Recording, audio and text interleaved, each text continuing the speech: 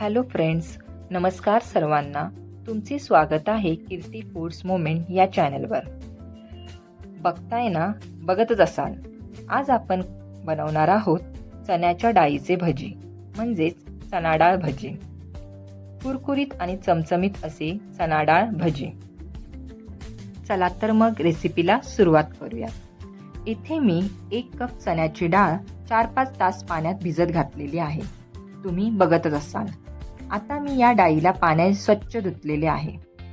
या डाळीस बरोबरच इथे मी 4 हिरव्या मिरच्या, 1 आल्याचा तुकडा आणि 5-6 लसूणाच्या पाकळ्या घेतलेल्या आहेत आणि हे सर्व मी मिक्सरमध्ये वाटून घेणार आहे.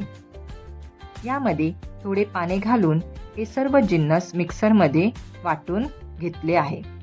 इथे मी मिक्सरच्या भांड्यामध्ये हे सर्व जिन्नस घातलेले आहे आणि ते सर्व मिक्सरमध्ये वाटून घेतले आहे.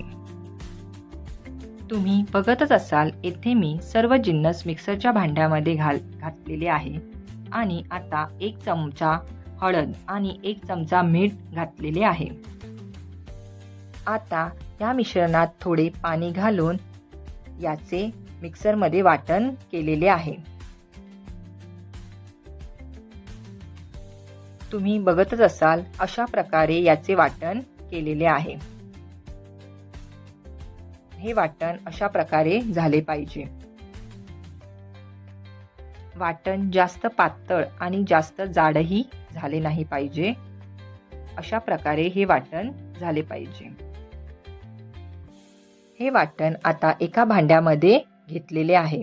त्यामध्ये मी 1 चमचा तीळ, 1 चमचा लाल तिखट आणि 2-3 चिरलेले कांदे घातलेले आहे.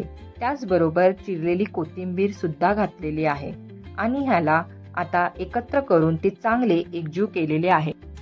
आता हे सर्व मिश्रण चांगल्या प्रकारे एकजीव करून घ्यायचे आहेत. इथे मी हे सर्व मिश्रण चांगले एकजीव केलेले आहे.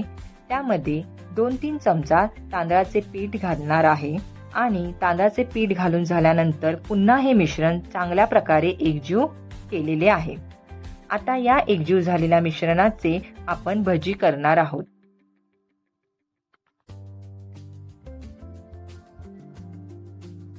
इथे आपण तांदळाच्या पिठाचा वापर भजी कुरकुरीत होण्यासाठी केलेला आहे.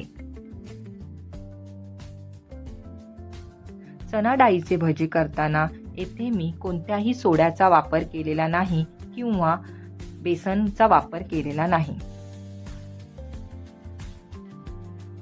तुम्ही बघतच असाल, मिश्रण आता चांगले एकजीव